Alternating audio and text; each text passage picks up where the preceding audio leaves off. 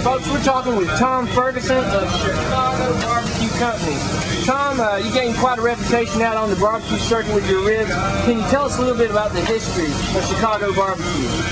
Well, I used to have restaurants in the Chicago area called Giovanni's. They were Italian restaurants. But I grew up in Mississippi and I started doing barbecue. We ended up being one of the well-known rib places in Chicago.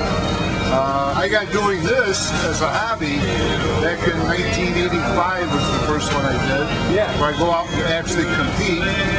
And actually the second competition I was in Richmond, Virginia. And we won first place and $10,000. Wow. And I just got hooked on doing it at that point. You know. But over the years, back in 1995, we sold our restaurants and I retired and I just do this during the summer just for the fun of it. Great. Can you tell us a bit about your ribs? Well, we use a 2.5 ounce St. Louis style rib. Yep.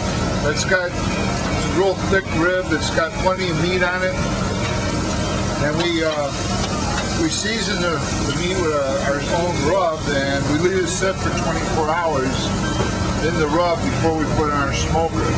We have big commercial smokers back there that we cook with. I got one smoker that'll hold 500 pounds of ribs, and I got one smoker that'll hold 700 pounds of ribs. Now, what kind of wood do you like using, Tom? Well, I like hickory as a base. I like mixing fruit woods with it. I've used pecan, I've used cherry, I've used apple. So I mean, it gives it a little bit more of a sweeter taste. The wood gives it a little bit more of a sweeter taste. Awesome. And about the rub, is there? I know that's a secret, but is there any? What can you share with us about the rub? Well, the rub is actually there's brown sugar in it. Yeah. There's white sugar. And we buy a barbecue seasoning from McCormick's, and we use that in conjunction with the sugars, and we add some cumin and cayenne pepper to it. Finally, I'd like to touch on the sauce. Tell me about your sauce. Well, the sauce is, I got two kinds of sauces. One's a little bit of a sweet sauce to complement the ribs when we grill them. The other one is a Chipotle habanero sauce. It's a little bit spicy, but it's not hot enough to hurt you. And those are the two sauces that we use. And they're recipes that have been around the family for 30 years. I understand you guys have a website planned.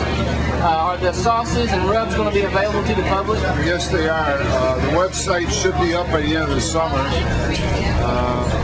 Basically, I mean, everything's gone computer now. You know, so you really got to have a website. Absolutely. But all the years I've been doing this, the only place we've sold our sauce is at these kind of events. Okay. I'm going to try and keep this video updated, Tom, so hopefully by the time the folks out there watch this, your website's going to be at the bottom of the page. Thank you so much for talking with us, Tom. Thank you. Thank you. Take care.